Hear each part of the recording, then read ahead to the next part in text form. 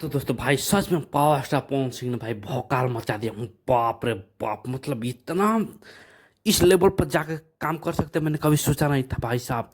ये पोस्टर देख रहे हो, मतलब ये लुक देखो, मतलब क्या भिखारी का क्या पागल का लुक किया है। लग रहा है कि मतलब कितनी विपदा आई है, कितनी संकट आई है।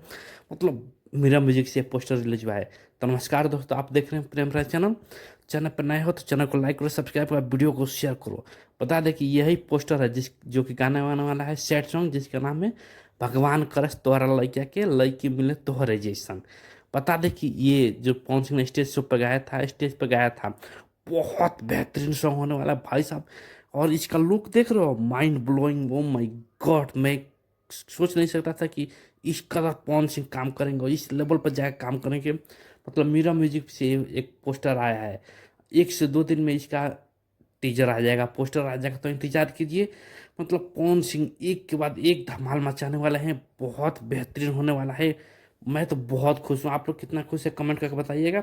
चलिए इस दूसरे लुक की बात करते हैं। ये देखिए, जो कि बद्री झा के साथ ये पवन सिंह का दूसरा लुक रहा है। मतलब एक तरफ सैड लुक और एक तरफ डैशिंग स्मार्ट क्यूरियस। मतलब मैं तो बहुत क्यूरियस हो जाता हूँ इस लुक को देख के। लग रहा है जैसे कोई रैप सॉन्ग होने वाला है।